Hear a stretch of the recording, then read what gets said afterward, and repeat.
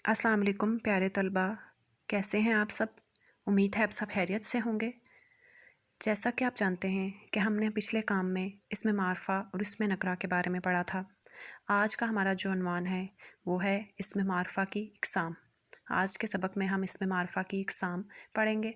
देखते हैं कितनी इक़साम है। इसकी इक़साम है 4। इसमें अलम, इसमें ज़मीर, इसमें इशारा, इसमें मौसूल। हम इनकी तारीफ़ और इनकी मिसालों के बारे में पढ़ेंगे। आपने बहुत गौर और ध्यान से इनको सुनना है और अपनी कॉपी पर इनको लिखना है। आइए हम अपना आज का उन्वान शुरू करते हैं। जैसा कि मैं आपको बता चुकी हूँ कि हमने पिछले सबक में इसमें मारफा के बारे में पढ़ा था। हम उसकी तारीफ़ को दोहरा लेते हैं कि इसमें मारफा क्या होता है। फिर उसके बाद हम इसकी इक़साम की तरफ चलेंगे। इसमें मारफा वो इसम है जो किसी ख़ास शख़्स, जगह या चीज़ का नाम हो, उसे इसमें मारफा कहते हैं। यानी कि किसी भी ख़ास शख़्स, जगह, चीज़, यानी कि जैसे हम अगर कहें कायद-ए-आज़म, अल्लामा इक़बाल, लाहौर, फ़ैसल मस्जिद, ये क्या हैं? इसमें मारफा। जो किसी ख़ास शख़्स, जगह या चीज़ का नाम होता है वो इसमें मारफा कहलाता है। तो आइए हम आज का उन्वान जो कि है इसमें मारफा की इक़साम, उसके बारे में अब शुरू करते हैं अपना काम। हमने पढ़ा था कि इसमें मारफा की 4 इक़साम हैं। तो सबसे पहले उसकी किस्म है इसमें अलम। सबसे पहली किस्म है इसमें अलम। देखते हैं इसमें अलम क्या है। इसमें अलम वो ख़ास नाम है जिससे कोई शख़्स या जगह या चीज़ मशहूर हो। यानी कि वो ख़ास नाम जिसकी वजह से कोई जगह, शख़्स या चीज़ मशहूर हो जाए, वो क्या होगा? इसमें अलम।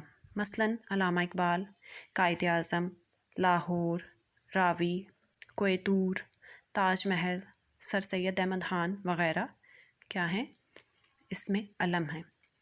जैसा कि लिखा हुआ है, अल्लामा इक़बाल हमारे कौमी शायर हैं।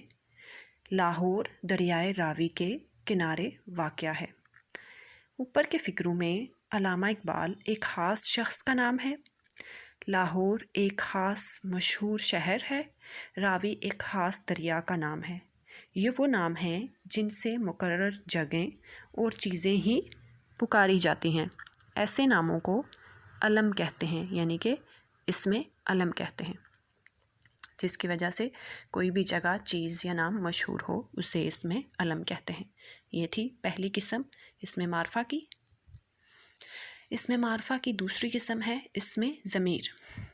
इसमें ज़मीर ऐसे अल्फाज जो किसी इसम की जगह इस्तेमाल किए जाएं, वो कहलाते हैं। अनवर एक मेहनती लड़का है, वो सुबह सवेरे उठता है, उसने कभी गैर हाज़िरी नहीं की, उसे तमाम उसातिज़ा पसंद करते हैं।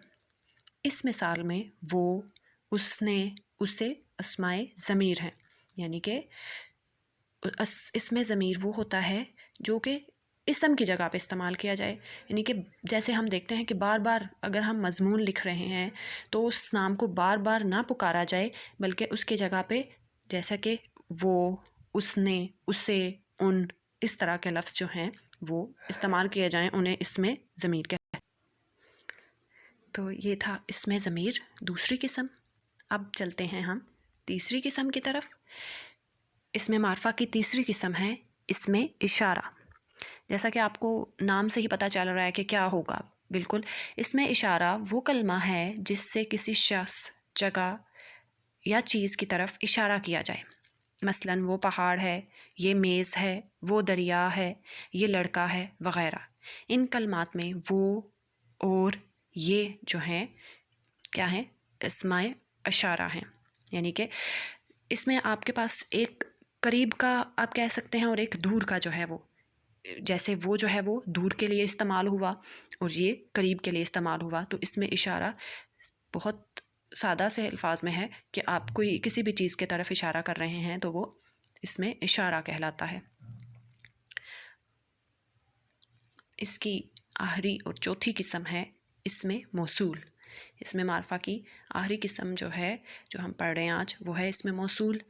वो इसम है जिसके साथ जब तक कोई दूसरा जुमला ना मिलाया जाए तो पूरा मायने नहीं देता। यानी कि मतलब आप यूँ कह सकते हैं कि आपका जुमला जो है, पूरा जुमला जो है वो इसमें मौसूल के बग़ैर پورا ہی نہیں ہوتا، وہ آپ کو معنی نہیں دیتا۔ تو اسم موصول وہ اسم ہے جس کے ساتھ جب تک کوئی دوسرا جملہ نہ ملایا جائے تو پورا معنی نہیں دیتا۔ مثلاً جو محنت کرتا ہے عزت پاتا ہے، آپ جو کچھ کرتے ہیں ٹھیک ہے، جو ہی ہم اسکول پہنچے گھنٹی بج گئی۔ ان جملوں میں جو کچھ، جو ہی، یہ سب کیا ہیں؟ اسم موصول۔ مطلب ان میں یہ جو ہیں کہ جب اسم موصول جو ہیں وہ جملے کو مکمل کرتے ہیں، مکمل ایک اس کا معنی دیتے ہیں آپ کو۔ جی تو پیارے طلبہ، ہم نے آج اسم معرفہ کی اقسام پڑھی ہیں جو کہ ہیں اسم علم، اسم ضمیر، اسم اشارہ، اسم موصول۔ آپ نے ان تمام اقسام کو اپنی کاپی پر لکھنا ہے اور ان کی بار بار دہرائی کرنی ہے۔ گھر میں رہیے، محفوظ رہیے۔ فی امان اللہ۔